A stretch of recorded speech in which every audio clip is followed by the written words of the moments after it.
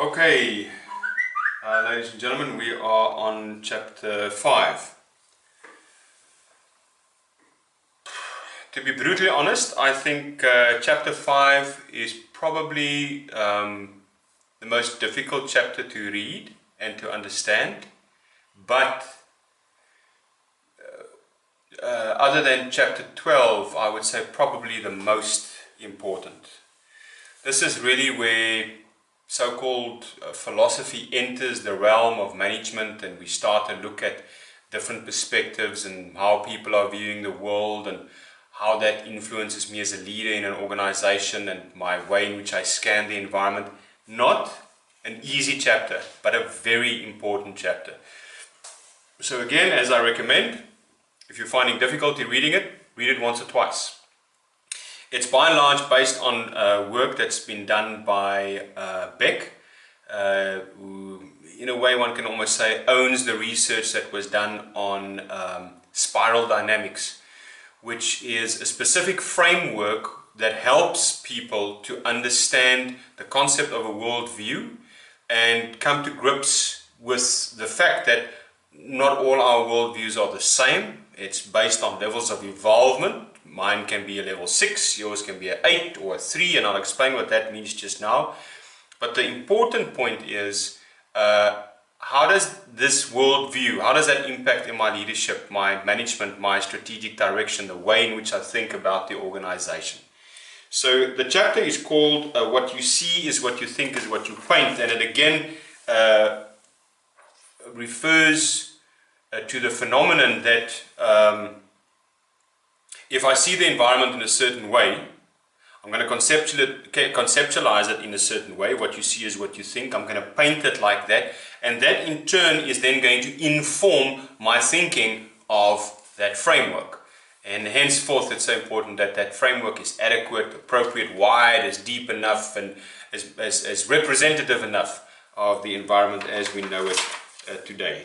So the first little bit of difficulty that I grapple with in the chapter is to say that not all systems that you scan are based on the same level of involvement. We know that systems develop.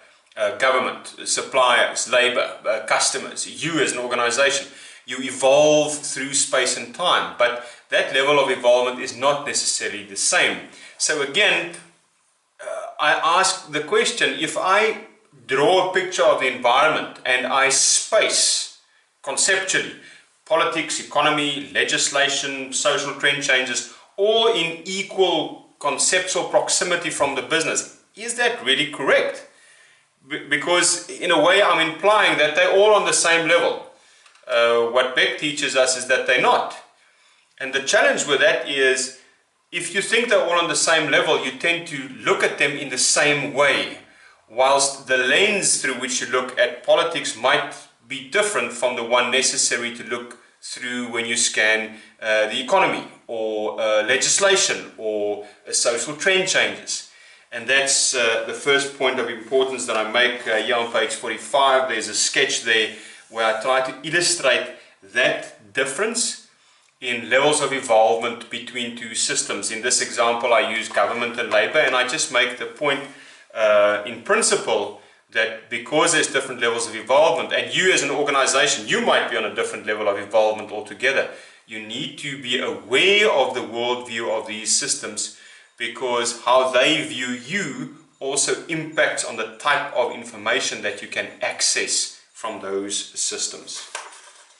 Okay, so there's quite a long discussion on worldview. Worldview is fairly simple to understand in itself. It's the way in which we view the world. So I'm not just concerned with what I'm looking at, I'm also concerned with how I'm looking at it. The simplest way of explaining it, there's a glass half filled with water on the table. I look at it and I see the glass half full. You look at it and you see the glass half empty. We're looking at the same reality, but we're seeing two total opposites of that reality. In my view, glass half full, in yours, half empty. Spiral dynamics helps us to understand why you are viewing it the way you are viewing it, and why I'm viewing it the way in which I'm viewing it, without necessarily saying that the one is right and the other one is wrong. Again, it's about levels of understanding. If I can understand how labor is viewing the mining industry, and I can understand how the mining industry is viewing labor, it might just be possible for me to understand a lot of the current conflict that is so rife in that industry, because it's not just based on that, but by and large a world view component that determines my behavior, whether that's from the labor side in terms of strike action or from the business's side in terms of driving profitability. That worldview aspect helps me to understand where the two parties are coming from. So we go into what we call bounded scanning, and this is really the difficult part. I would say if you read page 47, 48, 49, 50, 51 to the end, from page 47 really to page 52. That's the difficult part of the chapter, ladies and gentlemen. But once again, possible to overcome in terms of understanding it. But the essence of this chapter, and I illustrate that through this picture, which is amended from the work that was done by Beck on page 49, is if you, for instance, are a level green and you scan the environment, and what level green means, all that detail is in the chapter and also at the appendix at the back. But let's just say you are a level green. How you typically view the world is you will see the other level greens in your immediate society, in the larger society, in the country as a whole and in the globe.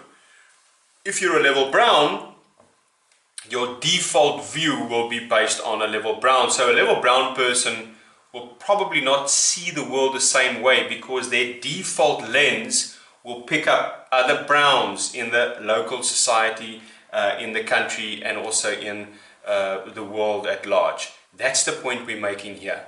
And that's why this is such a crucial chapter.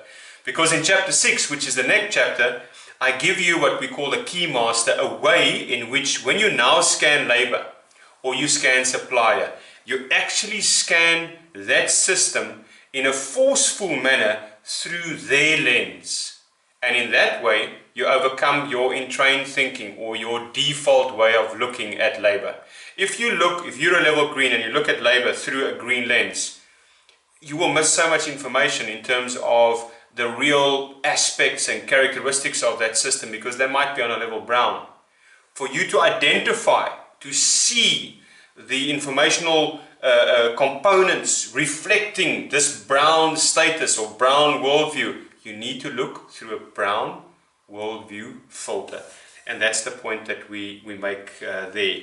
How does that help you? I'm going to explain more in terms of how that helps you when we get to chapter 6. So right now, just to repeat, yes, a more of a difficult one because it deals with epistemology, which is a big word, basically how I'm viewing the world, and ontology, what I'm looking at. Difficult chapter, but it brings in that worldview, the individual's dimension, the lens that I'm looking through. So when I look at the environment, it takes this lens into account in a structured manner, which also enables me to increase my informational compound of the environment that I'm scanning, and up to a large extent exercise a better understanding of the environment.